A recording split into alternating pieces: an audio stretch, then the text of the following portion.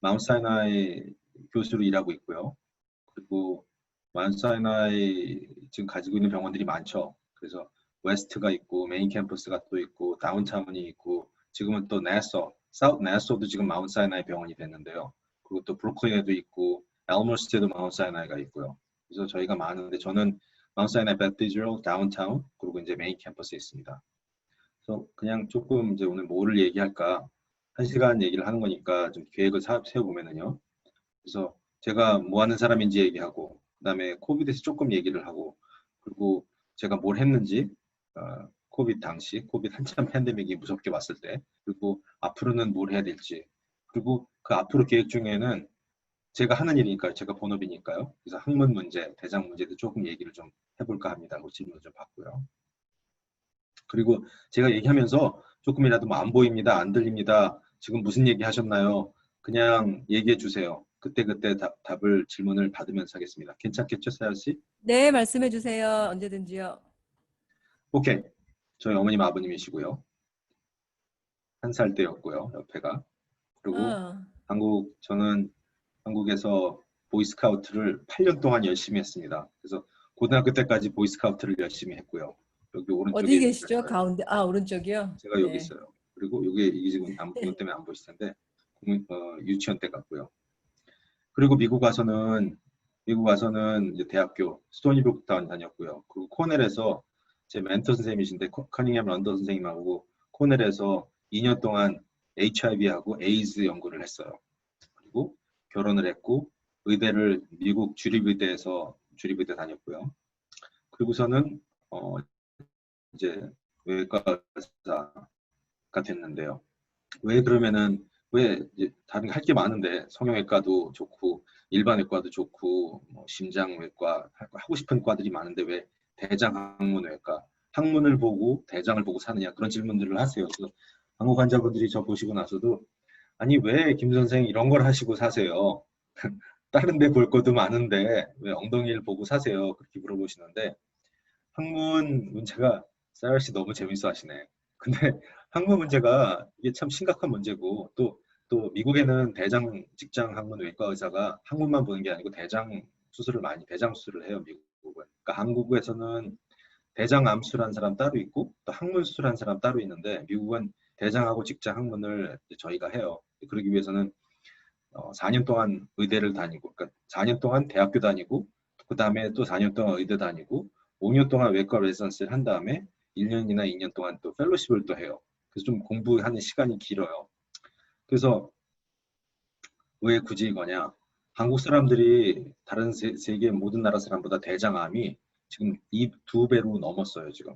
무슨 얘기냐면은 본래는 한국 사람하고 일본 사람들이 뭐 오이 이렇게 그 절여서 먹는 거 있잖아요. 김치도 그렇고 오이 같은 것도 짠 음식. 한국 사람들 먹는 음식, 일본 사람들 먹는 음식들이 옛날부터 많이 짠 음식들이 많아서 우리는 위장암 확률이 굉장히 높았어요. 그리고 또 근래에는 또 간암도 많이 올라가고. 근데 지금 현재 위장암하고 간암은 오히려 내려가고 있어요. 반면에 대장암, 직장암은 지금 세계 보통 사람들의 에버리지에 비해서 평균에 비해서 2배가 넘어요, 지금. 그리고 지난 15년 동안 한국 통계를 볼 때 한국에서 대장암 숫자는 12배가 더 넘었어요. 그러니까 지난 15년 동안 대장암하고 직장암의 수치가 한국 사람들이 12배가 넘었어요. 여자분들은 그거보다 좀 낮은데 남자분들은 12배가 넘었는데 그 이유는 아마 뭐 식생활이다, 스트레스다, 뭐 술이다, 담배다 그러죠. 근데 담배 저도 고등학교 다닐 때 30년 전에 담배를 피긴 했었는데 담배라는 게 정말 많이 무서운 거고 또 지금 여기 와 계신 분들 제 얘기 듣고 계신 분들 중에 제 환자로 오신 분들이 계신지 모르겠는데 담배 피시는 환자분들이 오셔서 치질술 해달라고 그러시고 그러면은 제가 많이 화를 내고 어떤 분들 야단도 치고 그래서 좀 무심하게 한 적도 있을 거예요. 그만큼 담배라는 게 굉장히 안 좋아요. 학문 문제에도 그렇고 대장암에도 그렇고 직장에도 그렇고 좀 어떤 경우 좀 심하게도 하긴 하는데 담배가 굉장히 무섭습니다. 스트레스, 식생활도 그렇고요. 그래서 뭐 여기 지금 통계 보시면은 한국의 경우 지금 10만 명당 40명이 대장암이 있어서 2015년도에 반면에 세계 인구는 보통 남자가 20명이에요. 그러니까 지금 정확히 2배가 넘는 거죠. 어, 또 지금 또 제 여행에 대해서 제 이제 외과 의사로서의 저의 여행을 좀 말씀드리면은 제 journey 과정이라고 하나요? 보면은 1995년도 95년도 일반 의사가 됐고요. 레지던시는 브루클린에서 공부를 했고 또 펠로십은 다시 맨하탄에 지금 제가 현재 있는 마운트 사이나에 들어와서 펠로십을 했습니다. 그래서 펠로십 1년 하는 동안 2004년도에서 2005년도에 했는데 수술을 보면은요. 제가 5년 동안 1140 케이스를 했는데요. 수술을. 이제 이때는 그 교수가 아니고 전공의로서 이렇게 1140 케이스를 했는데 그중에 109개 9케이스가 이제 대장 수술이었어요. 대다수가 대장암이었고요. 그때 당시 제가 공부를 할 때까지는 저는 오픈으로 했어요. 그러니까 개복으로 다 하고 9명은 카메라로 하는 그런 공부를 했는데 1년 동안 펠로십 하면서 보는 거는 153케이스를 대장암을 했는데 13을 오픈을 했어요. 오픈이라는 건 개복이고요. 그 무슨 얘기냐면은 이게 맨하탄하고 브루클린하고 거의 비슷한 때인데도 이게 누가 수술을 하느냐, 어떤 병원을 찾아가느냐, 어떤 사람한테 수술을 하느냐에 따라서 이렇게 많이 차이가 난다는 뜻이죠. 지금 2004년도 별로 그렇게 큰 차이가 아니지만 브루클린하고 퀸스 쪽에서는 이렇게 많은 분들이 이렇게 옛날식으로 배를 여는 걸 하셨고 제가 현재 있는 맨하탄에서 제가 공부를 할 때는 지금 92%가 카메라로 수술을 한 거예요. 이게 벌써 지금 옛날 얘기인데요. 2004년도, 2005년도인데 무슨 뜻이냐면은 어디를 가서 누구를 하느냐, 누구한테 수술을 하느냐에 따라서 수술 방법이 이렇게 크게 차이가 난다는 것이고요. 지금 이 자리에 듣고 계신 분들 개복하는 수술하고 복강경 수술의 차이 아실 텐데 크게 차이가 커요. 회복하는 것도 크게 배를 여는 것하고 카메라로 해서 구멍으로 수술하는 거하고 그리고 그래서 2005년도에 이제 교수로 이제 제가 있는 의대에서 교수 생활을 시작하게 됐고 그 후에 내력은 이제 제가 주로 하는 수술 중에 또 하나가 카메라나 로봇을 이용해서 직장으로 들어가서 이게 직장암인데요. 직장에 들어가서 특별한 기계를 이용해서 배로 들어가서 자르지 않고 직장을 통해서 항문을 통해 들어가서 암을 잘라내요. 이렇게 잘라내고 꼬매게 되면은 배에 아까 말한 카메라 같은 것도 쓸 필요가 없이 이런 식으로 암을 잘라낼 수가 있으니까 굳이 이제 이렇게 하려면은 물론 암이 직장에서 멀지 직장이어야 되겠죠. 배 깊숙이 들어가 있는 거면 항문에서 들어가 좀 힘들죠. 식사하고 계신 분이 있을지도 모르겠는데 식사하고 계신 분도 계실지 모르겠는데 죄송합니다. 어쨌든 그렇게 잘라내고 안에서 항문을 통해서 직장으로 꼬매는 수술을 하기 시작했고 이거는 많이 없는 미국에서 많이 할 수 있는 사람들이 없어서 이거를 한 100명 넘게 한 다음에 2008년도에는 이제 미국 대장학문외과 협회에서 사람들을 가르치기 시작했어요. 제가 하는 수술을. 그래서 이제 이 사람들은 다 외국에서 온 외과 교수들이죠. 그분들 가르치고 이분은 아마 한국에서 오셔서 배워가신 분 같아요. 그때 당시에. Anyway, 그렇게 하기 시작하고 그 다음부터 2009년도부터는 이제 대장 수술을 구멍을 조그맣게 뚫어서 하는 그러니까 배로 들어가서 하는 수술을 시작했는데 싱글 인서션이라고 배에다 구멍을 조그맣게 뚫은 다음에 그 안으로 이제 카메라하고 이런 걸 집어넣어서 해요. 그래서 이런 식으로 이렇게 해서 결국 대장을 반 잘라내고 3분의 1을 잘라냈는데 배꼽에 조그만 구멍 하나를 내서 여기저기 이거 특히 개복도 안 하고 여기저기 구멍도 뚫지 않고 하는 그런 수술을 2009년도 8월 달에 제가 처음으로 뉴욕시리에서 시작했습니다. 그래서 이거는 신문에도 났었고 조금 독특한 수술을 대장을 어떻게 다 이렇게 했냐 그래서 뭐 마술 같은 수술이 아니냐 그런 얘기도 듣고 했었는데요. 그래서 2009년도부터는 이런 수술을 시작했고요. 그리고 2013년도 그러니까 한 4년 동안 이 수술을 한 100명을 한 다음에 오스트레일리아에 가서 이제 제 결과를 보고하기도 했고요. 오스트레일리아에 가서 그 100명 수술한 거 보고를 하는 시간을 갖고 네, 와서 그 다음부터는 이제 좀 다른 종류의 수술 대장암을 항문 안쪽에서 그래서 배 안에서 항문 안쪽에서 하는 로봇을 이용하는 수술을 하기 시작했어요. 플렉스 로봇이라고요. 이렇게 그 뱀같이 생긴 거를 항문으로 집어넣어서 직장암을 잘라내는 수술도 시작했었고요. 이렇게 생긴 로봇이죠. 그리고 이제 그 다음부터 이제 2019년도까지는 200케이스가 넘는 로봇 수술을 했고요.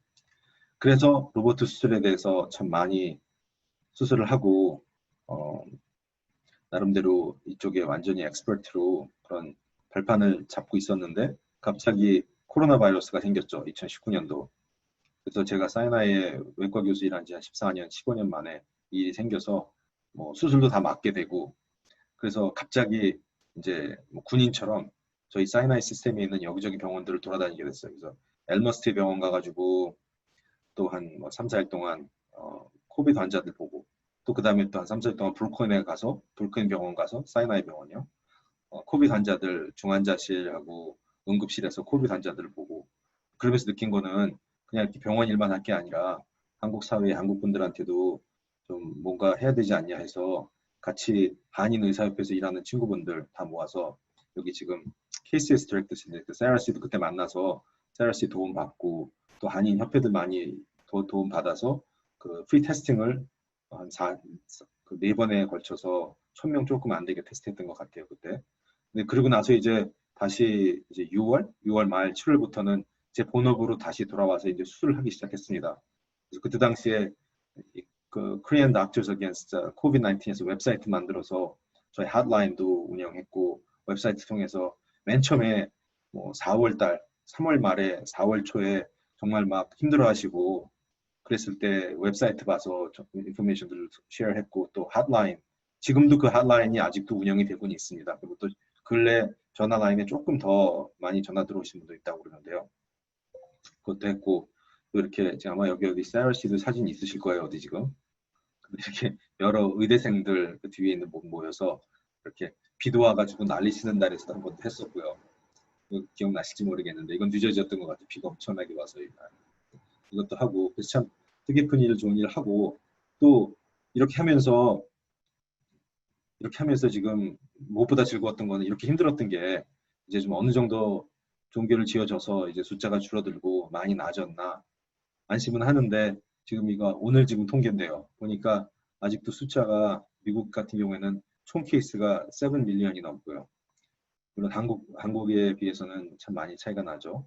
근데 뭐 이런 지금 확률들은 많이 보고 계실 거예요. 지금 보시는 분들도 스스로 많이 업데이트하고 보고 계시겠는데 실제적인 데스 넘버를 봤을 때는 케이스 넘버나 파퓰레이션을 봤을 때 미국하고 한국하고 별 차이가 없었어요. 실제 한국에서 이제 여기 미국 계신 분들 저희 부모님도 그렇고요. 이거 미국에 돌아가신 분도 많고 무서운데 한국으로 가야 되는 거 아니냐. 한국이 훨씬 잘하는 거 아니냐 그런 얘기를 하시는데 실제적인 통계를 보면은 저도 사실은 저희가 스스로 좀 연구를 해봤습니다. 부모님들을 한국으로 보내드려야 되는 건가 아닌가 해서 그랬는데 실제 보니까 시리어스한 케이스가 한국은 그렇게 많지가 않았어요. 그래서 그 파퓰레이션이나 인펙션 레이스 보면은 한국이 좀 낮았거든요. 미국보다. 근데 실제적인 시리어스한 케이스라는 거는 이제 뭐 다른 문제가 합병증이 많으셔서 중환자실에 가신 분들인데 그런 케이스 보면 한국에서는 126명밖에 되지 않았어요.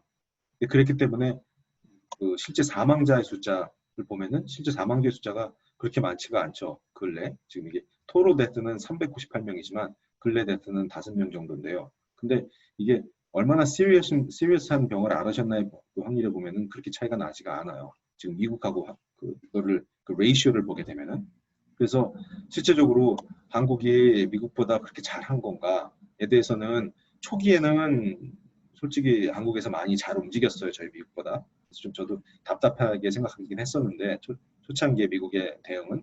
근데 현재 테스팅 숫자를 볼 때 현재 테스팅을 볼 때는 차이가 엄청나죠. 한국은 2 밀리언이고 미국은 지금 101 밀리언이니까요. 테스팅, 토로 테스팅은. 물론 이거는 총 파퓰레이션에 비해 차이가 있긴 있지만 그래서 그런 스태티스틱 좀 보여드리고 싶었고요. 이거는 이제 지금 이게 현재 CDC 맵인데요. 오늘 바로 뭐 한 2시간 전에 지도입니다. 보면은 현재 지금 토론 뉴욕 케이스가 지금 100K당 지금 80명 데스가 있었고 지금 지난 7days 이게 가장 중요한 숫자인데요. 지금 뉴욕 스테이트, 뉴욕 시티는 여기 있고요. 뉴욕 스테이트에서 총 지난 7일 동안 3,000 케이스가 있었고요. 뉴욕 시티에서는 2,400 케이스가 있었다고요. 7일 동안. 그걸 볼 때는 지금 이 숫자는 변치 않고 있어요. 지난주에서 별로 늘고 있지가 않습니다. 그래서 지금 혹시 뭐 2차가 왔나 하고 막 두려워하시고 겁나하실 건 없을 것 같아요. 이 숫자가 크게 변하고 있지는 않아요. 근데 이제 물론 위치는 달라지고 있는 게 이게 업스테이셨다가 다시 근래 지금 아까 세라스도 얘기하셨는데 지금 이 숫자는 이게 뭐 맨하탄 숫자는 좀 줄어들고 오히려 퀸스나 뭐 롱아일랜드 이쪽으로 좀 가는 숫자예요. 그래서 지금 이쪽에 퀸스 쪽에 지금 어디 그런 코로나 파지티브 패밀리가 있었다고 그랬는데 숫자의 위치는 조금 퀸스 쪽으로 치우쳐졌다고 해요. 맨하탄 숫자는 줄어들고요. 그거 봤고요.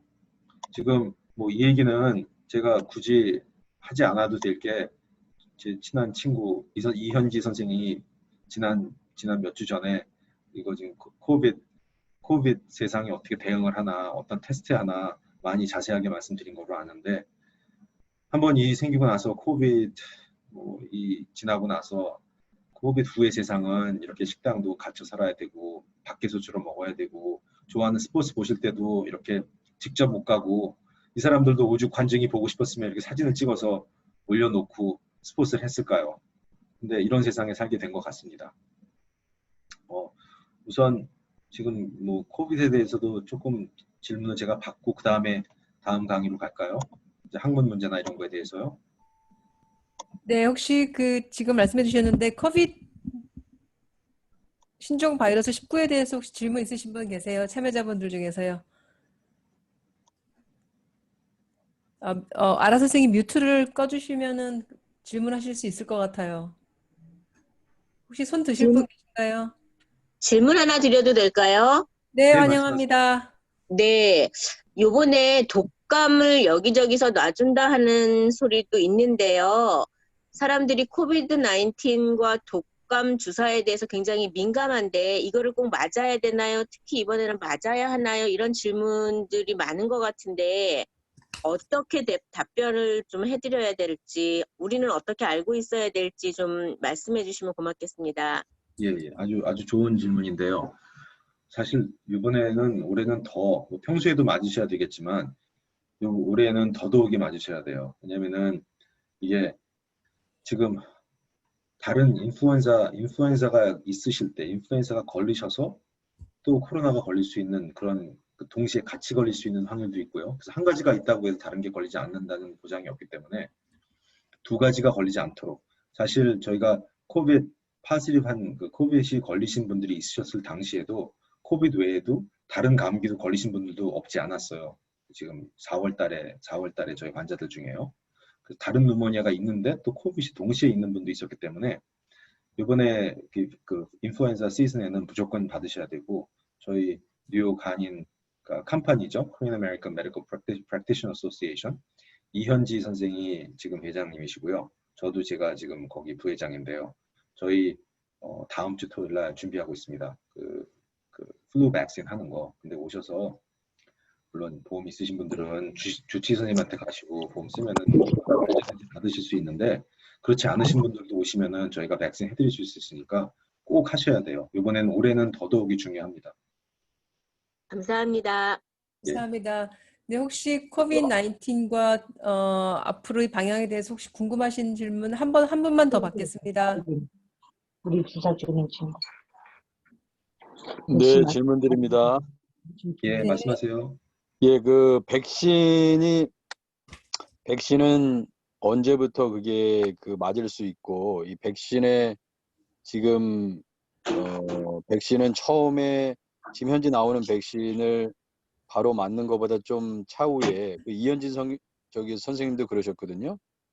그때 세미나 하실 때, 강의하실 때, 바로 맞는 것보다 좀 차후 진행되는 걸 보고, 맞으라는 그러한 말씀을 조언을 해주셨는데 선생님 어떻게 생각하시는지 좀. 제가 예. 그쪽에 전문가는 아니기 때문에 오히려 이현준 선생님하고 이현지 선생님이 그쪽엔 좀 더 많이 아실 텐데 저도 같은 입장입니다. 백신이 지금 저희 병원에서 지금 만들고 있는 게 있고 뭐 제가 듣기로는 내년 초부터 지금 환자들을 직접 보고 있는 저희들도 지금 저는 외과 의사로서 환자들을 일주일에 한 100명씩 보고 있고 수술 한 20-30명씩 하니까요. 저희도 지난달까지는 자꾸 테스팅을 받았어야 되고 지금은 뭐 거의 매일 테스팅을 받고 있지는 않지만 완전히 중무장을 하고 환자를 보고 있습니다. 얼굴 다 가리고 마스크하고 실드하고.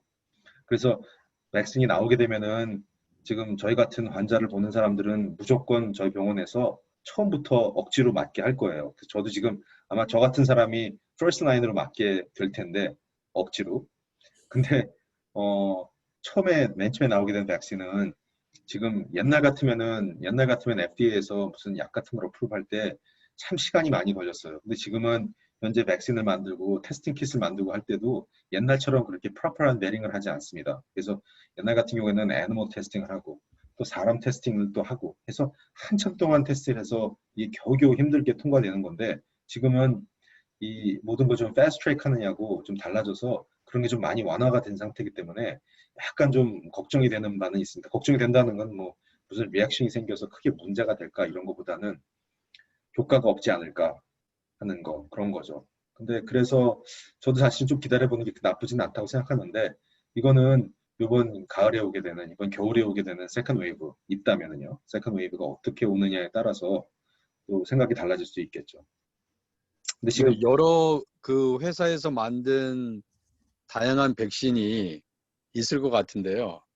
그 뭐 미국에서만 그러니까 뭐 러시아에서 만든 거를 우리 뭐 미국에서 받아들이지 않듯이 이렇게 뭐 중국도 만들 수 있고 뭐 유럽에서도 만들 수 있고 그러는데 이 미국에서만 이게 통용되는 그런 백신을 맞게 되시는 거잖아요. 우리 미국 사람들은. 미국에 그렇죠. 사시는 분들. 예. 그렇죠. 그렇죠. 예. 근데 그게 그렇게 나쁜 거는 아니라고 생각하는 게요. 네. 뭐 제가 이쪽에 전문가는 아니지만 이 테스팅을 또 해서 다른 나라에서 온 테스팅 킷도 써보고 미국에서 만든 테스팅 킷도 써보고 하다 보는데 지금 이게 이 바이러스가 사실 코로나 바이러스가 좀 빨리 그 자꾸 변화를 하고 뮤테이트를 하는 그런 바이러스 중에 하나거든요. 성격이 좀 달라지고. 그래서 아마 들으셨겠지만 그 우한 쪽에서 건너온 한국에 온 바이러스하고 그래서 이 LA하고 캘리포니아 쪽에서 온 바이러스가 아닌 미국의 뉴욕 쪽에 온 거는 중국에서 온 바이러스가 아니고 그 이탈리아를 통해서 온 바이러스이기 때문에 성격이 좀 달랐다고 해요. 근데 그렇기 때문에 서피스 프로틴 같은 걸 이용해서 만든 백신이면은 차이가 있기 때문에 오히려 지금 저희 마운트사이나이 병원이 솔직히 뭐 플라즈마 테라피 같은 것도 제일 먼저 시작하고 테스팅 kit도 사실 제일 먼저 만들어서 굉장히 빨리 뉴욕주에서 얼마 전에 뉴욕주에서 뭐 벌써 얼마 전이 아니죠. 꽤 됐죠. 벌써 한 7월이었나요? 7월인가 6월이었나? 그 얼마나 많은 사람들이 뉴욕주에 있는 사람들이 그 엔티바디가 있나 확인을 하려고 했을 때 20%라는 결과가 나와서 뭐 뉴욕주 여기저기 집 코드마다 나눠가지고 랜덤하게 테스트해서 결과 나온 적이 있었잖아요. 그게 사실은 저희 병원에서 나온 테스트킷이었거든요. 근데 그게 테스트킷을 만들 때 저희가 뉴욕주에 와 있는 뉴욕시에 들어와 있는 코로나 바이러스 걸린 사람들의 바이러스하고 그 서피스 프로틴을 가지고 만들었었기 때문에 가장 정확한 거였고 그래서 만약 지금 테스트 키트가 바로 그 백신이 바로 나온다 하면은 저 같은 경우에는 제일 믿고 쓸 수 있는 거는 저희 병원 같은 데서 만든 거를 쓰죠. 물론 저희 병원 혼자 하는 게 아니고 코넬하고 콜롬비아하고 같이 하고 있는 거로 아는데요. 근데 아무래도 그게 제일 믿을 수 있는 거죠. 왜냐면은 그 종류가 제일 뮤테이트 되지 않고 제일 걸리더라도 제가 여기 있는 바이러스를 걸릴 테니까요. 네. 알겠습니다. 감사합니다. 예. 네, 감사합니다. 그러면 본격적으로 대장 강의 들어가 주시겠어요? 예. 조금 전에 아까 뭐 보여드렸던 비디오는 전부 대장암, 대장 수술, 뭐 직장암 이런 거였거든요. 로봇을 이용한 것들. 근데 이제 솔직히 저한테 많이 오시는 분들, 1년에 제가 500명 조금 넘게 한다고 하고요. 그리고 500명 조금 넘게 수술을 하는 게 항문 수술이에요. 그래서 항문 수술을 정말 참 1년에 한 100명 안팎으로 대장암 수술하고 직장암 수술을 하는데 항문 수술, 특히 치수술은 정말 지금 제가 한 15년 동안 1년에 거의 한 500명 넘게를 해요. 그래서 많이 하고 있는데 안타까운 건 한국 환자분들이 치질이 참 많으세요. 치질하고 항문 문제가 많으신데 보면은 잘못 알고 계신 것 때문에 이제 보통 변생활 같은 게 틀려져서 그러니까 이게 쉽게 조금 고치시면은 될 텐데 그래서 안타까운 게 많아서 기회만 나면 이렇게 한국 환자분들한테 이런 얘기 주로 합니다. 그래서 한국 분들한테 많이 생기는 게 주로 헤모로이드, 그 치핵이라는 거고요, 치열이라는 거, 항문이 찢어지는 거고요, 항문 옆에 고름주머니가 생겨서 터널이 생기는 거, 그리고 그 위에 이제 항문이 가려운 거, 뭐 항문하고 질하고 연결이 되는 이런 터널 같은 거 그런 건 한국 분들은 흔치 않고요. 물론 자궁암 같은 것 때문에 방사선 받은 분들, 전립선암 때문에 방사선 받은 분들은 가끔 생기기도 하는데 그 외에 다른 문제들은 그렇게 많지는 않습니다. 변실금, 연세 많으신 분들 아니면 아기를 많이 낳으신 분들 변실금도 꽤 있고 많이 숨기고 창피하시는데 이분들도 이제는 그렇게 크고 기럽지 않은 수술에서 변식근도 많이 고칠 수 있는 기술들이 많이 발달했고요. 주로 이제 오늘 제가 말씀드릴 거는 치질, 치열, 그리고 이제 치루에 대해서 오늘 말씀드려 볼까 합니다. 치질이라는 거는 사실 굉장히 역사가 깊은 문제고요. 그래서 보면은 성경책에서도 치질에 대한 얘기가 나오고요. 그리고 이버스 파피러스라고 저희 병원, 마운트 사이나이 얘기인데요. 저희 병원 옆에 그 미국 의과, 미국 의학 박물관이 있어요. 저희 병원 바로 옆에 102가에 메디슨 애버뉴. 거기 가보면은 여기 파피루스가 있는데요. 3000 BC 3000에 만든 그 글인데 치질술을 어떻게 하면 되는지라는 설명이 되어 있습니다. 이게 말 꼬리를 이용해 가지고 치질을 어떻게 묶어서 죽이면 되는지. 근데 그걸 지금도 하는 수술 중에 하나예요. 저희가 물론 말 꼬리는 쓰지 않지만 실리콘을 쓰지만 인디아에서 히포크라테스도 치질에 대한 챕터를 썼고, 그리고 동의보감 호준도 치질에 대한 얘기를 했고, 나폴레온도 겪었고. 그래서 치질이 있다고 창피하실 게 아닌 게 그 루이 19세인가요? 루이 18세인가? 그분도 치질 때문에 고생을 하셨고, 또 유명한 나폴레옹도 치질 고생을 했고, 또 사람들이 얘기하기에 나폴레옹이 치질 고생을 하지 않았으면은 이 세상 지도가 달라지지 않았을까 하는 그런 얘기도 합니다. 미국에서 1 밀리언, 미국 사람들이 1 밀리언이 넘는 사람들이 치질 고생을 하고 계시고요. 그리고 매년 미국 사람들 4.4%가 치질 고생을 해요. 그리고 나이가 분들 연세가 50이 넘으시면, 저도 이제 딱 올해 50인데요. 나이가 제가 오늘 이 자리에서 밝혔습니다. 제가 올해 50살이 됐어요. 천지명이라고 그러나요? 지천명이라고 그러나요? 지천명인데요. 50살이 된 분 50% 이상이 치질을 고생을 하신대요. 미국에서. 오죽하면은 여기 지금 그 캐톨릭 성도님들 계실지 모르시겠는데 많이 계시겠죠? 오죽하면은 그 세인트 피아셔라는 사람이 그 세인트인데 치질의 학문의 그 세인트라는 사람이 있다네요. 전 처음 듣는데 여기 듣고 계신 분들 아시면은 알려주세요. 그렇게 들었습니다. 저도. 그럼 왜 치질이 생기느냐? 뭐 유전적이냐? 아니면은 뭐 근본적으로 학문의 구조에 내가 문제가 있어서냐? 뭐 영양이냐? 여러 가지가, 직업이냐? 뭐 여러 가지가 있는데, 날씨냐, 음식이냐? 그런데 아니면은 뭐 한동안은 80년도에는 이 청바지를 입고 다니면, 타이트한 청바지를 입으면 치질이 생긴다는 얘기도 있었어요. 변비냐? 근데 근래는 솔직히 이것들도 다 중요하지만 요 근래 가장 지금 문제를 일으키는 사람은 저는 스티브 잡스라고 생각합니다. 그 이유는 전화기예요. 너무 전화기가 좋아져서, 물론 이제 여기 삼성이라고 해야 될 수도 있겠는데 LG라고 해야 되고 한국 사람들이시니까요. 근데 이 스마트폰들을 갖고 변기에 앉아 있는 게 요즘엔 가장 큰 문제예요. 화장실에 오래 앉아 계시는 거. 물론 직업상 하루 종일 앉아 계셔야 되고, 또 음식을 드시고 알러지 같은 게 있어서 설사를 많이 하시거나, 아니면은 임신을 하셔서 배가 많이 나와 있거나, 체육관 가서 무거운 걸 들고 운동을 하거나, 아니면은 아스마나 COPD 같은 폐 질환이 있으셔서 기침을 많이 하시거나, 그러면 당연히 치질이 안 좋아지고 그러죠. 근데 가장 안 좋은 거는 변기에 오래 앉아 있는 거. 또 특히 전화기에 메시지 보신다고, 전화기가 게임 하신다고 변기 위에 앉아 계시면은 그게 참 문제가 많죠. 그래서 오죽하면은 이제 제 외과 병제 수술할 때 전공의들이 들어와서 수술하려고 그러면 제가 물어봐요. 너는 치질이 어떠니? 했는데 저는 치질 없습니다, 선생님. 그러면은 걔는 빵점이에요.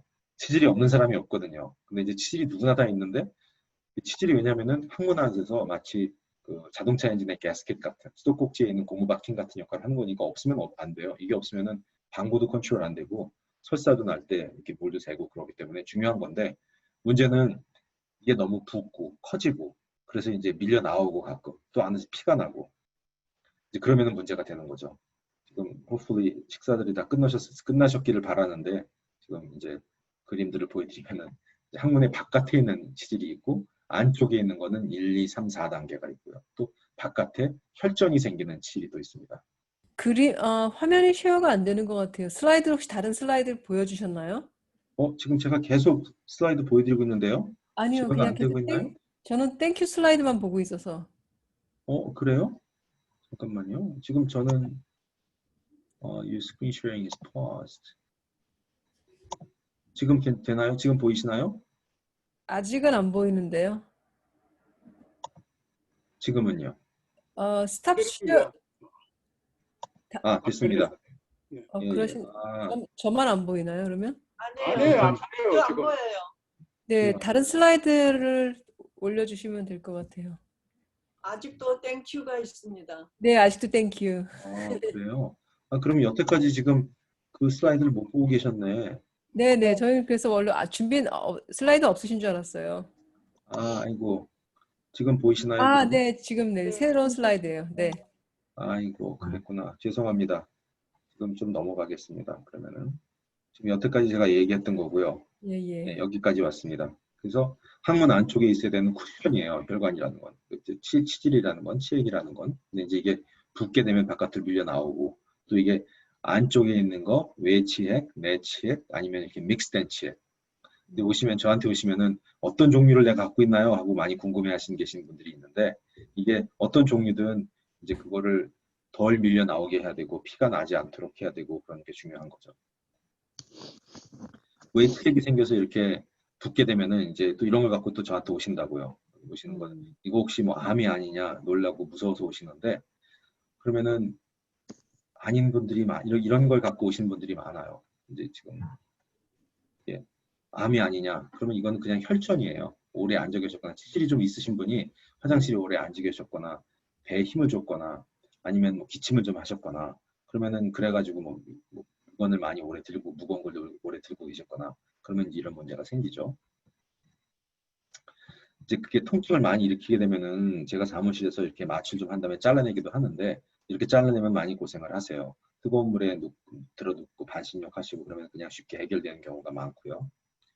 근데 이제 물론 항상 치질을 볼 때마다 이게 혹시 암 같은 건가 혹인가 그런 걸 확인을 하긴 해야 되죠. 그래서 꼭 저한테 안 오시더라도 주치 선생님들한테 보여드리고 이게 다른 게 아니고 치질이구나라는 건 그 정도는 확인해 주시는 게 좋죠. 이게 안전하죠. 근데 이제 주로 치질의 심텀은 치질의 증상은 피가 나고 밀려 나오고 또 변 같은 게 아니면 이물질이 좀 새기도 하고요. 또 가렵기도 하고. 근데 치질은 그렇게 많이 주로 통증을 일으키지는 않습니다. 이제 치질을 언제 치료해야 되느냐? 뭐 치질을 수술까지 하려면은 수술을 가능하면은 뭐 제가 지금 조금 전에 제가 항문 수술을 500명을 1년에 한다고 그랬는데요. 근데 치질 수술이 그 중에 대다수인데 그 500명 오시면은 저한테 오신 분들은 다 치질 수술해 드리는 건 아니에요. 저한테 오신 분들은 알겠지만 가능하면 수술을 안 해드리려고 그래요. 가능하면은 숙제를 많이 내드리죠. 제가 숙제를 내드린다는 거는 담배 오늘부로 끊으세요. 화장실에 앉는 시간은 1, 2분 내로 줄이세요. 비데나 뭐 이상한 거 항문에 물 쏘는 거 그런 거 하지 마세요. 그리고 뭐 약국에서 사는 거 또 아니면 인터넷에서 온라인으로 이상한 거 사서 바르지 마세요. 그리고 닦을 때 너무 열심히 막 비비고 닦고 또 샤워할 때 닦고 또 저희 이제 어르신들이 연세 드시고 그러면서 내가 혹시 냄새 나지 않나 몸이 지저분하지 않나 해서 너무 열심히 닦는 분들이 계신데 그러면은 항문에 문제가 생겨요. 너무 닦고 비비는 거 별로 항문 건강에 좋지 않습니다. 토일렛 페이퍼도 여러 장 쓰는 거 좋지 않고요. 그래서 그렇게 하시고 보면은 또 식사 같은 거 식사하실 때 야채 물론 많이 드시고 물 많이 드시고 그러는데 또 그런 거 너무 많이 드셔서 설사하시는 분도 있고요. 또 이제 여기서 코로나 얘기를 하게 되면은 이제 코로나 바이러스가 이제 코로나 바이러스 끝나고 이제 저희 병원 같은 경우는 지금 코로나 바이러스 있는 사람들이 거의 없어요. 들어오신 분들이. 그래서 이제 치질 갖고 오시는데 이제 코로나 바이러스가 일으킨 문제는 치질이 많이 생기게 된 이유가 코로나 바이러스의 심텀 중에 하나가 설사를 많이 하셨어요. 설사를 많이 하신 분들이 설사를 많이 하시고 그러다 보니까 그리고 또 평소에 밖에 나가서 운동하시던 분들이 집에 하루 종일 앉아 계시고 하루 종일 앉아서 텔레비전 보시고 그러다 보니까 치질이 많이 안 좋아지신 분들이 근래 많아졌어요. 그래서 적당한 운동하시고 야채 같은 거 많이 드시고 그러는 거 많이 중요합니다. 그랬는데 그렇게 열심히 하셨는데 그래도 계속 피가 나고 계속 불편하고 아프시면은 오세요. 그러면 이제 그렇게 되면은 치료 방법이 사무실에서 고무줄로 묶는 것도 있고 또 약물을 이렇게 집어넣어서 태우고 그러는 거는 유럽하고 한국에서 많이 하는데 저는 그렇게 많이 하진 않고 있고요. 적외선으로 태우는 거 이거는 이제 뭐 간 문제가 있어서 피가 많이 나는 분들은 하지만 거의 쓰지 않고 있고요. 이렇게 고무줄로 묶는 거. 이거 이제 고무줄 안쪽에서 이거는 직장 밖이 아니고 안쪽이에요. 그래서 느껴지지 않는 쪽에서 묶는 게 고무줄 밴딩이고요. 이런 식의 기계를 이용해서 묶고요. 그 사진이고요. 이거는 적외선으로 태우는 기계고. 이제 그 외에도 수술실 가서 하는 거, 수술해서 수술실 가서 하는 거는 이제 항문에 밀려 나온 치질을 잘라내는 게 있고, 그리고 제가 많이 좋아하는 무통 수술, 무통이라고 그러면 안 되죠. 완전히 아프진 않은데 미통 수술, 통증이 좀 작은 수술, THD라고요. 항문 안쪽에서 치질해 오는 혈관을 이렇게 찾아서 초음파를 이용해서 찾아서 묶는 수술이 있어요. 봄에는. 그래서 그것도 치질 안쪽으로 당기는, 마치 이렇게 페이스리프트에서 뒤에서 이렇게 주름살을 뒤에서 넘기는 것처럼 그런 식으로 치질을 안쪽에서 당겨 넣는 그런 수술을 많이 합니다. 저 같은 경우는. 잘라내는 수술도 테크닉이 많아요. 여러 종류의 수술들이 있는데 뭐 레이저 수술 같은 경우는 한동안은 좀 많이 했었는데 레이저 수술이 그렇게 아프지가 덜 아픈 게 아니기 때문에 통증으로 봤을 때 레이저 수술도 거의 잘라내는 수술하고 비슷한데 실질적으로 줄어들게 되는 치의 양이 그렇게 많지 않아서 저는 지금 그렇게 많이 하고 있지는 않습니다. 잘라내는 수술이고 이게 잘라내는 수술이 확실하게 많이 없을 수는 있는데 너무 많이 피부를 잘라내게 되면은 항문이 좁아지게 되고 항문이 좁아지게 되면 또 변 볼 때 찢어지고 그런 불편함도 있으세요. 그래서 무조건 칼을 대는 것만이 좋은 거는 아닙니다. 치질레 같은 경우는 가능하면 칼은 피하시는 게 좋아요. 그래서 저 같은 경우에는 많이 쓰고 있는 테크닉이 이건데 이건 지금 잘라내는 수술을 지금 보여드리는 거죠. 여러 가지 이렇게 많이 밀려나올 경우는 어쩔 수 없이 잘라야 되는데 이걸 잘라내고 이렇게 잘라내고 옆에 잘라내고 하게 되면 상처가 이렇게 많아지게 돼요. 항문이 좁아지지 않게 하면서 너무 많이 자르게 되면 좁아지고 덜 자르면은 왜 이렇게 많이 남아있냐고 하시고 하기 때문에 참 많이 힘든 게 오히려 대장암 수술 같은 거는 그냥 깨끗하게 많이 잘라내면 되는데 시술이 오히려 사실 힘듭니다. 이것도 지금 잘라낼 수술이고 이렇게 잘라내게 되면 많이 고생을 하세요. 아파서. 이건 또 이제 이거는 그 특별한 기계를 위해서 하는 건데 리거셜 수술이라고 저는 하지 않습니다. 이거 하게 되면 항문이 좁아질 수 있는 확률이기 때문에 이렇게 태워서 하기 때문에 이제 시술을 많이 하지 않는 분들은 쉽기 때문에 이렇게 태우는 기계로 잘라내기도 하는데 이렇게 하고 나면은 항문이 아물면서 좁아져요. 그럼 이제 나중에 또 제가 넓히는 수술을 또 해드려야 되기도 하고 좋지는 않습니다. 이런 거는. 이것도 PPH라는 테크닉인데 안에 스테이플로 안에 치질을 당기는 건데 이것도 전 하지 않고요. 별로 좋은 테크닉은 아닌데 그런 게 있다는 건 알고 계셔야 되니까 보여드리는 거고요. 이거는 제가 많이 좋아하는 수술인데요. 아까 말씀드렸던 미통 수술인데요. 안쪽에 있는 혈관, 치질에 내려오는 혈관을 찾아서 이렇게 초음파를 이용해서 혈관을 찾은 다음에 바늘로 묶어요. 이렇게 혈관을 차단합니다. 그래서 하는 수술을 하는데 많이 효과를 보고 있어요. 이런 식으로 이렇게 내려온 혈관을 찾아서 안쪽에서 묶고 안쪽에서 혈관을 차단하게 되면은 크게 붓지를 못하니까 이런 식으로 치수를 합니다.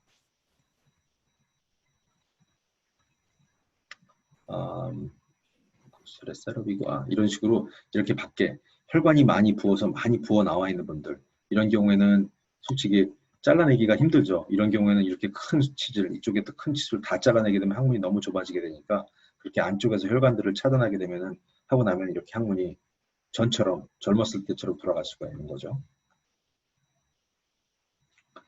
오케이, 치열. 이제 치열 때문에 오시는 분들이 많아요. 그럼 이제 왜 갑자기 언제부터 항문이 아프고 막 괴롭다고 이게 뭐 찢어지고 피나고 그런다고 오시는데 이렇게 바로 항문이 찢어지는 문제인데 이건 치열이에요.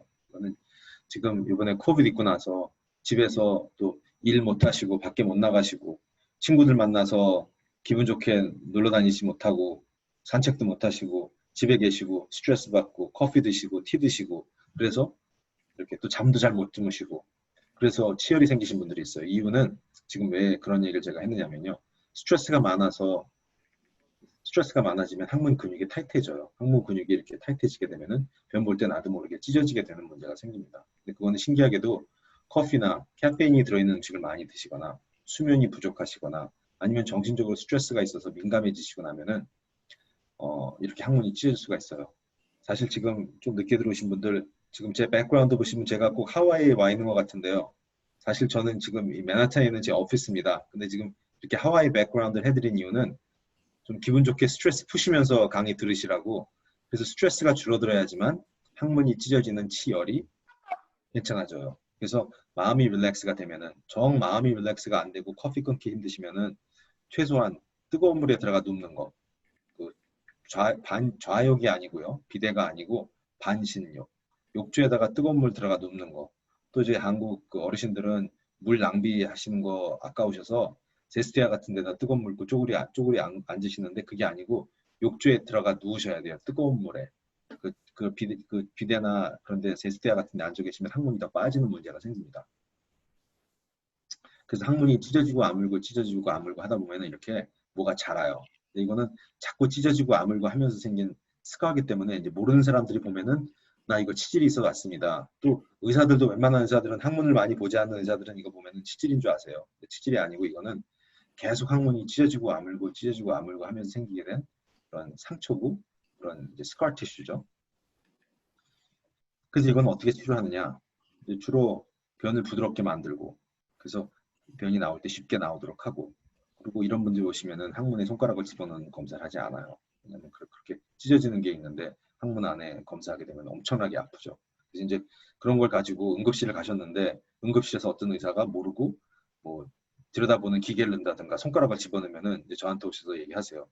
아파서 응급실을 갔더니 어떤 의사가 뭘 집어넣어가지고 더 찢어지고 아프고 더 고생했다고. 그런 경우도 많이 있습니다. 이건 좀 오래된 치열인데요. 이렇게 오래되면 상처가 크게 스카가 이렇게 생기게 돼요. 그리고 혹인지 암인지 알고 무서워서 오시는데 자꾸 여기가 찢어지고 아물고 하다가 생기게 된 스카 티슈예요. 이거는요. 주로 그럼 어떻게 치료를 하느냐? 뜨거운 물에 들어가 눕는 거. 핫시스바트가 아니고요. 뜨거운 물에 들어가 눕는 거 표현 부드럽게 만들고 진통제도 가끔 쓰기도 하고 그리고 이제 뭐 근육을 릴렉스하는 약도 쓰긴 하는데 그렇게 크게 도움은 안 되고요. 저 같은 경우에는 대부분의 경우 한 거의 70%, 80% 이상 환자분들 계속 이렇게 해서 효과를 보지 못하시면은 수술 모시고 가서 보탁스를 집어넣어요. 지금 보탁스 얘기하니까 지금 쳐다보시는 분들 계신가요? 사라 씨도 지금 고개를 올려 들으셨는데 보탁스 많이 좋아하시죠, 한국 분들. 주름살 싹 없애는. 그래가지고 참 좋아하시는 분들 많은데 보탁스가 하는 게 그것뿐만이 아니고 항문에 그 타이트해 있는 항문이 굉장히 이렇게 타이트해서 있는 분들 보탁스 집어넣으면은 거의 웬만한 한국 환자분들 한 5명 정도의 얼굴에 들어갈 수 있는 보탁스를 한 사람의 엉덩이에 집어넣습니다. 그렇게 많은 양의 보탁스 집어넣으면은 항문에 그렇게 타이트하게 있던 근육이 릴렉스가 되고 릴렉스가 되면은 다음 날부터 항문이 찢어지질 않아요. 그러면 이제 고통이 나아지죠. 근데 그런 걸 많이 하고요. 이걸 했는데도 또 보탁스의 영향이 한 달 뒤에 한 달이 아니라 한 2개월 반 가죠. 2개월 반 정도 뒤에 보탁스의 영향이 없어지고 나서 또 찢어지는 분들이 한 20% 있는데 그런 분들은 근육을 좀 자르거나 근육을 좀 스트레치하기도 하죠. 오케이. 치열이고요. 지금 이제 거의 한 10분 정도 남았나요, 사라 씨? 지금 거의 1시간 다 돼가는데요. 항문 이제 고름 앱세스. 이것도 또 이제 참 많이 있는 문제인데 지금은 제가 보니까 제가 지금 뉴욕 뉴저지 이 근처에서 한국 환자분들을 보고 지금 외국 환자들을 본 지가 지금 한 15년 돼가는데 한국 어르신들 담배 피는 분들이 많이 줄어들었어요. 불과 한 10년 전까지만 했어도 거의 뭐 오시는 한국 분들한테 모두 다 담배 끊으시라고 제가 진짜 그걸 갖고 맨날 싸웠었는데 지금 지난 한 5, 6년 동안은 담배 피는 분들이 많이 줄어들었어요. 그럼 정말 즐거운데 담배 피시면은 생길 수 있는 문제 중에 하나가 바로 이 문제. 항문 근처에 고름 주머니가 생겨요.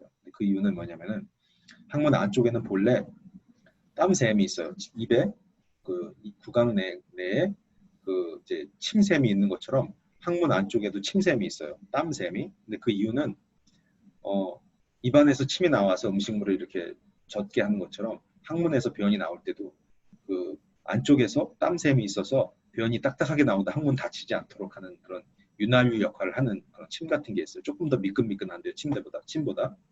근데 그 샘이 담배를 피거나 당뇨가 있으시거나 다른 분보다 몸에 땀이 많이 나거나 특별한 약을 드시거나 하게 되면은 이 땀샘이 커져요. 땀샘이 다른 샘보다 커져요.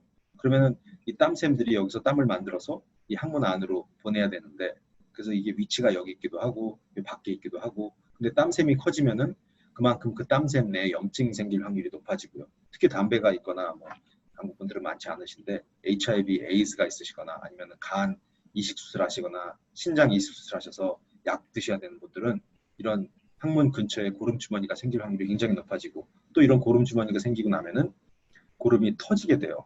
고름이 터지게 되면은 이렇게 한번 터뜨리고 나면은 고름이 스스로 터지거나 아니면 누가 칼로 열어서 터뜨리고 나면은 그 다음에는 치루라는 터널이 생기게 돼요. 그럼 이제 환자분들 이렇게 고름 주머니가 생기고 아프고 이제 그래서 오시면은 터뜨리게 되는데 터뜨리고 나면은 이제 여러 종류의 고름 주머니를 보여드립니다. 터뜨리고 나면 대부분의 경우 이거 사실은 제가 의대생들한테 한 강의이기 때문에 어떻게 터뜨려야 되나 하는 그런 지금 설명도 있는데요. 이거는 이제 다른 크론스 병이 있는 심각한 이런 고름 주머니가 여러 개 있는 분이죠. 이렇게 안 좋은 고름 주머니가 생기기도 해요. 한국 사람들은 사실 크론스라고 하는 병이 그렇게 많지는 않습니다. 근데 한국 분들도 이제 크론스가 생긴 분들이 가끔 있긴 있죠. 그래서 이런 그 고름 주머니가 터지고 나서 이런 터널이 생기게 되면은 한번 터널이 생기고 되고 나면은 이 터널을 없애는 수술을 해야 돼요. 그러면 이제 그냥 응급실 가서 고름 주머니를 터뜨리고 나서 이 터뜨리고 난 분들의 80% 90% 이상이 치루라는 문제가 생깁니다라는 설명을 듣지 않으신 분들은 또 저한테 오셔서 응급실 가서 고름을 터뜨렸는데 그 사람들 때문에 나한테 이런 이상한 터널 같은 게 생겼습니다라고 또 얘기를 하신다고요. 저한테 오셔서. 근데 그거는 이제 이런 고름이 생기고 나면은 어떻게 자연적으로 터졌건 누가 터뜨렸건 간에 이런 치루가 생길 수가 있고 치루가 생기시면 또 수술로 이걸 고치셔야 돼요. 그래서 그렇게 해서 지금 가장 흔한 3가지 말씀을 드렸습니다. 이거는 제가 드디어 15년 만에 제 주니어 파트너가 생겼어요. 중국 의사인데 컬맨이라고 닥터 펑이라는 중국말을 하는 의사가 생겼습니다. 그래서 같이 일을 하는 제 주니어 파트너가 생겨서 이 친구 사진이 여기 올라가 있는 거예요. 오케이. 지금 좀 얘기가 많이 길었는데요. 그냥 저도 이렇게 편하게 제 오피스에 앉아 있다 보니까 그냥 강의하는 게 아니고 그냥 이렇게 그냥 환자분한테 얘기하는 것처럼 편하게 얘기를 했는데요. 지금 질문이 있으신가요? 이제 좀 질문도 받고 얘기 좀 나눠보도록 하겠습니다. 네, 오늘 새로운 사실들을 되게 많이 알으셨을 것 같아요. 와, 항문 주변에 있는 땀샘이라는 거에 정말 우리 인체의 신비가 정말 놀랍네요. 네, 혹시 질문 있으신가요? 네, 네, 그 돼 시설을 있어서. 네. 질문 하나 해도 됩니까? 네. 네네. 아까 그 대장암 설명하실 때 어떤 분들은 개복을 하고 어떤 분들은 카메라를 넣어서 복강경 수술을 한다는데 그 기준이 뭔가요? 그 종양의 크기입니까? 아니면 위치입니까? 예, 기준은 없습니다. 저는 개복을 하지 않는 사람이에요. 왜냐면은 저는 개복 수술하지 않고 현재는 다 로봇으로만 하고 있는데요. 그거는 이제 그 외과 의사가 어떤 수술이 편하느냐. 이제 외과 의사 선생님이 연세가 많으셔서 그 복강경 수술이나 로봇 수술을 배우지 못하신 분이면은 지금도 개복을 하세요. 그래서 제 선생님, 저한테 지금 제가 대장학문외과 의사 과정을 이제 마지막 마운트 사이너에서 공부할 때 제 선생님이고 저 한 10년 동안 제 파트너였었고요. 그분 이제 랜돌프 스타인헤겐이라는 분이 계신데 여기 혹시 오창률 선생님이라는 분 기억하실지 모르겠는데요. 저희 마운트 사이너에서 오창률 선생님이라고 지금 한 25년 전에 돌아가신 선생님 계시거든요. 한국에서 오셨고 대장학문외과 선생님이셨고 그분 선생님의 제자였었어요. 오창률 선생님이 한 40년 전 마운트 사이나에 계셨고 25년 전에 돌아가셨고 그분의 이제 그분 밑에 공부하는데 스타이닝 선생님 같은 경우에는 복강경을 전혀 하지 않으셔서 지금도 다 개복으로만 하세요. 그리고 저희 병원에서도 아직도 저희 병원이 한 300명 외과 의사가 있는데 그 중에 아직도 한 50명 정도는 다 개복으로만 하고 있습니다. 수술을. 그렇게 배우셨으니까.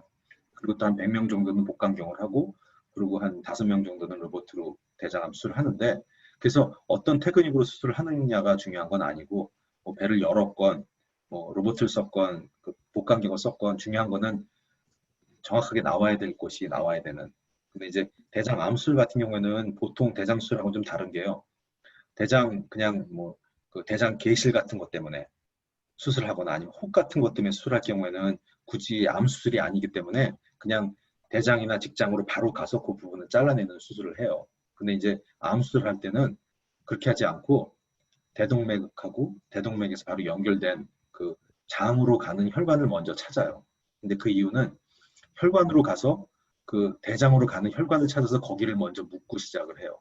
그 다음에 그 주위에 있는 임파선들을 다 같이 포함시켜서 대장하고 잘라야 되는 수술이기 때문에 수술 자체가 좀 많이 차이가 나고 그래서 대장 개실 같은 수술하기 위해서 잘라낸 대장은 개실이 있는 곳 그리고 병이 있는 곳 조금만 잘라내야 되는 대장의 양 길이가 좀 짧은데 근데 암 수술을 할 때는 장을 훨씬 더 많이 잘라내야 돼요. 그래서 바로 지금 일주일 전에 제가 어떤 한국 어르신 대장 수술을 해드렸는데 3분의 1을 잘랐어요. 대장을요. 대장이 보통 사람들은 한 2m 정도인데 근데 대장은 솔직히 다 잘라내도 전혀 생활에 지장은 없습니다. 근데 이제 그 어르신 같은 경우는 지난주에 제가 3분의 1을 잘라드렸더니 그거에 대해서 참 많이 걱정을 하셨어요. 왜 그렇게 많이 잘라냈느냐. 암의 크기는 뭐 한 5cm밖에 안 되는데 이렇게 많이 잘라내 걱정하셨는데 대장이 하는 일은 이제 대장이 없어지면 설사를 하게 돼요. 계속. 대장이 하는 일은 변을 이제 곧 좀 되게 만드는 일. 그러니까 형변한다고 그러나요? 고체로 만드는 일을 하는 거기 때문에 대장이 없어져도 뭐 영양실조 생기시는 문제는 전혀 없고 근데 단 변이 묽어져요. 그래서 오히려 변비가 있으신 분, 한 2, 3년 전에 90세 넘으신 한국 할머님 그 널싱홈에서 오셔가지고 대장암 수술해드린 적이 있는데 그분은 제가 지금도 대장암 수술한 사람이 아니고 지금도 제가 변비 수술해드린 분인 줄 아세요.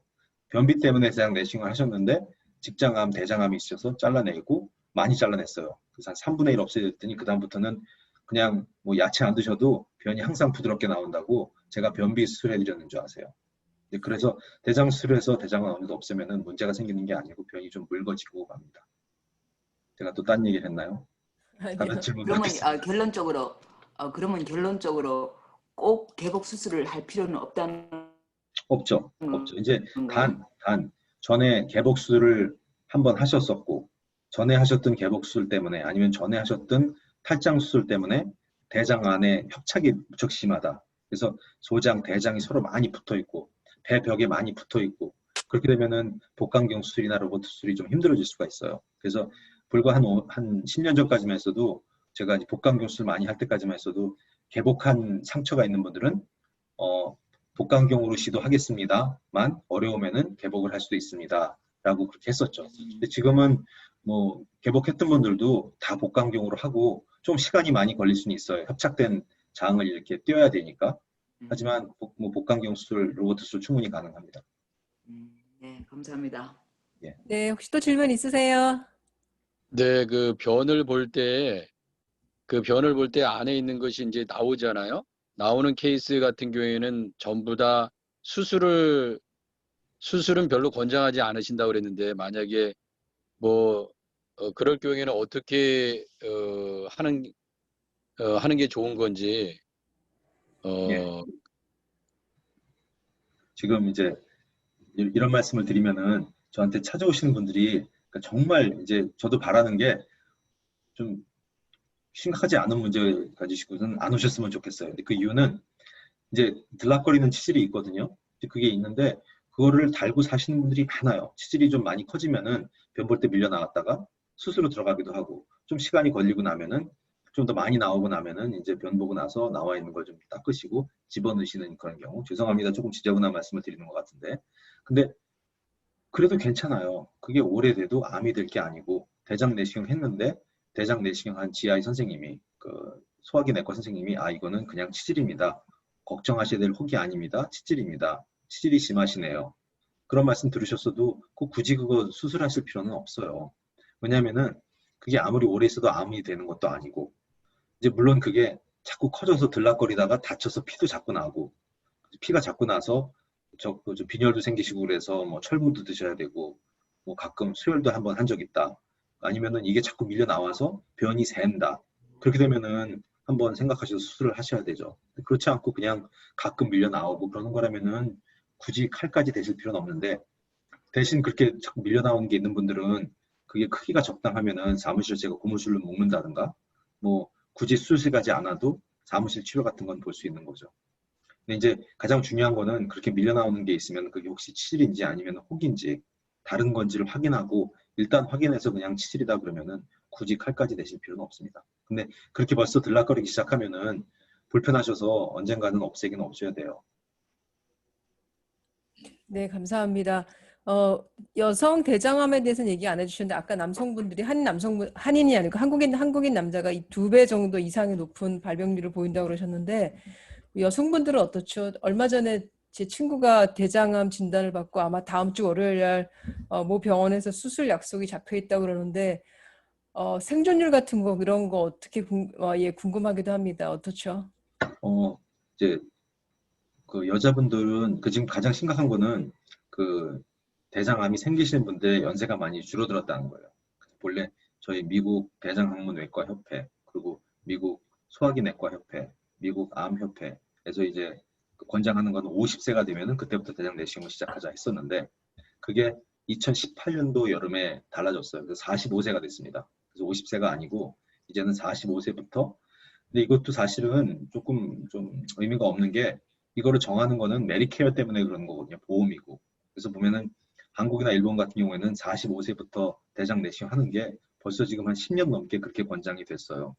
그때는 한국 사람들이 미국 사람보다 대장암이 더 많아서가 아니었거든요. 그때 당시에는 한국 사람들이 미국 사람보다 대장암이 높지가 않았을 때 벌써 그렇게 했는데, 그 이유는 아무래도 경제적인 이유죠.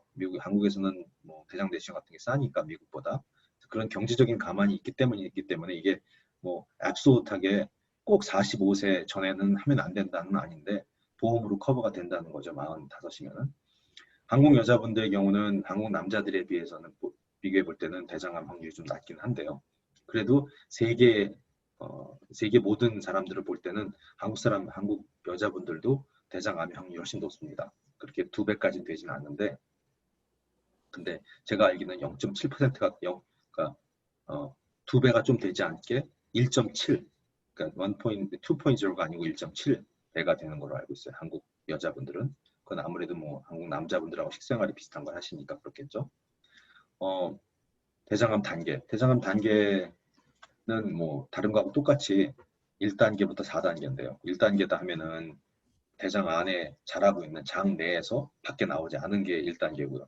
2단계는 장을 뚫고 지나가고 있는 단계가 2단계고요. 3단계는 장을 뚫고 나와서 임파선까지 퍼져 있을 때, 그 대장 옆에 있는 임파선에 퍼져 있을 때, 그래서 이제 아까 제가 말씀드렸던 대장암 수술, 복강경으로 하던 개복을 하던 이 암 수술이 주로 암 수술을 많이 하는 분한테 수술해야 된다는 이유가, 처음 시작부터가 임파선을 신경 써서 혈관을 차단하면서 수술해야 되는 이유가 바로 임파선을 찾기 위해서거든요. 근데 임파선 내에 퍼져 있는 거를 알려면은 임파선들을 다 잡아야 되기 때문에, 그래서 중요한데, 임파선에 퍼지는 모습이 있으면은 그건 이제 3단계라고 하는 거고요.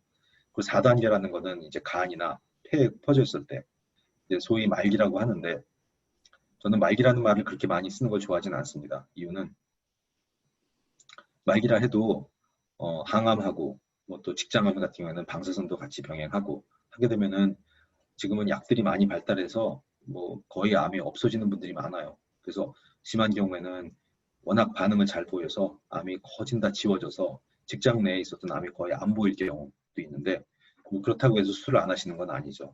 항암하시고 방사선 하시고 수술해서, 그러고 나서 말기 암인데도 옛날에는 말기면은 5년 생존율이 5%가 안 된다라고 얘기했었잖아요. 그리고 3기면은 5년 생존율이 15%밖에 안 된다, 15%, 20%밖에 안 된다라고 했었는데, 그 통계가 거의 의미가 없어진 게, 지금 근래 약들이 많이 발달하고, 또 한 가지 중요한 거는 지금 여기 계신 분들 기억하실지 모르시겠는데, 제가 90년도에 코넬에서 에이즈 환자 연구하고 그랬을 때 당시, 에이즈 그때 당시 걸리면 다들 돌아가셨어요. 근데 지금은 에이즈 있어도 약 써서 안 돌아가세요. 돌아가신 분들 없어요, 에이즈 걸려도. 근데 암도 약간 지금 그렇게 되는 게, 제가 의대에 있을 때까지만 해서도 수술해서, 항암하고 수술해서 그러고 나서 5년 뒤에 기다리다가 암이 돌아오면은 항암을 좀 더 해보고 수술을 좀 더 해보고 그랬었는데, 지금은 많이 달라진 게, 항암하시고 수술하시고 나서 그냥 항암을 끝내지 않아요. 입으로 드시는 뭐 비타민 같은 약을 항암을 하거든요. 5FP라는 약이 이제 입으로 드시는 항암이 있어요. 그래서 암 수술하시고 나서 암이 완전히 없어지지 않고 좀 남아있다 그러면은 그냥 당뇨약 드시듯이 그 항암 약을 드세요, 계속. 그러면 계속 암이 자라지 못하고 또 컨트롤이 돼요. 그래서 뭐 단계가 좀 많이 진행됐다 해드려도 그렇게 괴로워하실 필요 없고, 또 저한테 오셔서 많이 말씀하시는 분들이, 또 항암, 또 한국 인터넷이 많이 발달하다 보니까 한국에서 오신 분들, 또 미국에 계신 한국 분들이 또 인터넷을 많이 보세요. 그러면 이제 대부분 얘기하시는 게, 김 교수, 수술은 좋은데 항암은 제가 안 하면 어떨까요?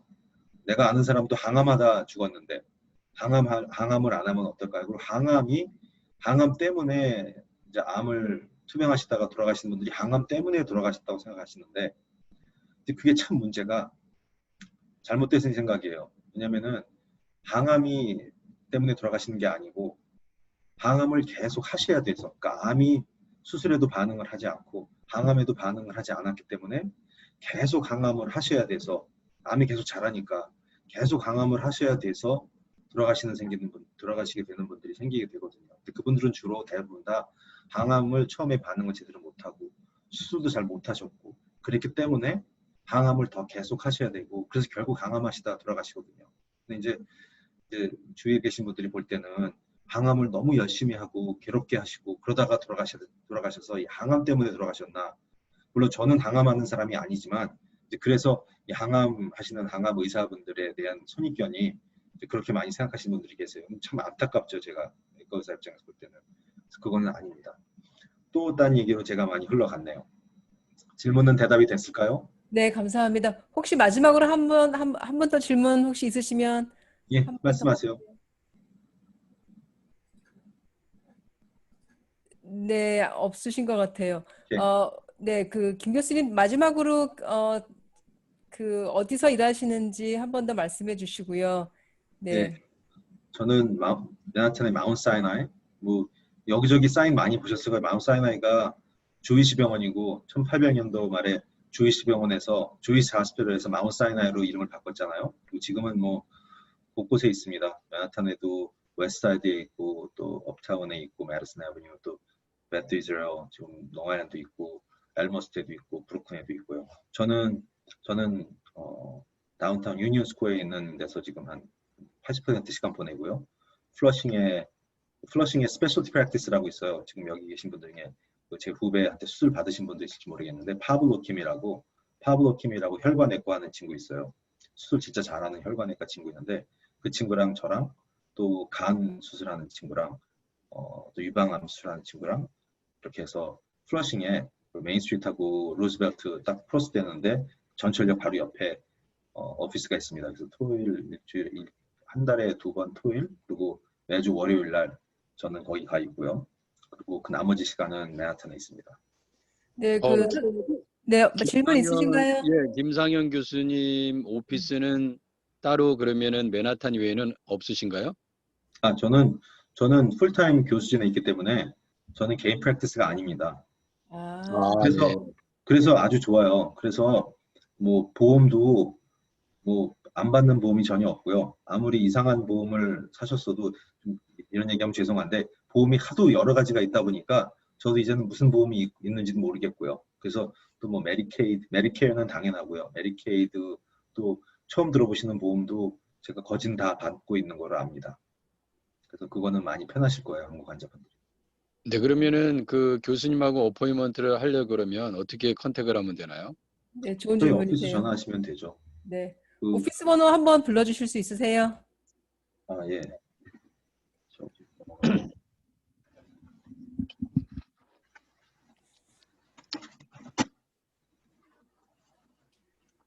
플러싱 번호.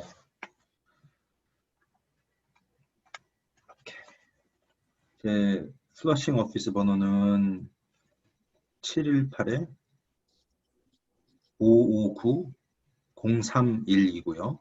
559-0312 718이죠. 이거는 아까 파블로 킴 선생님과 같은 오피스 번호고요.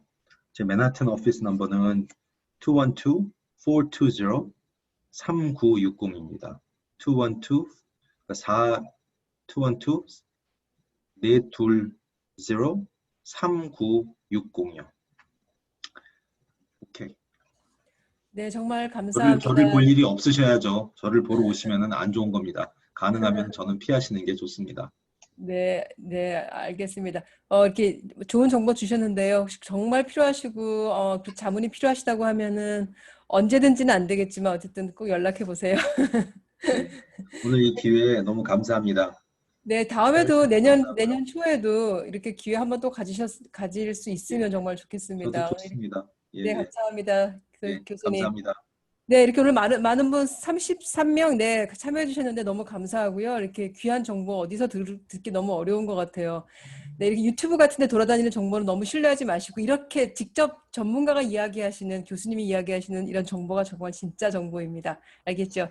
네, 그럼 저희가 10월 7일 다음 2주 후에도 그 엘머스트 병원에서 MP로 계신 우리 권 선생님의 강의가 있을 예정인데 그때 저희가 미리 또 정보를 공유해 드리도록 하겠습니다. 네, 그럼 오늘 밤 감사하고요. 건강하시고요. 다음에 또 뵙도록 하겠습니다. 감사합니다. 안녕히 감사합니다.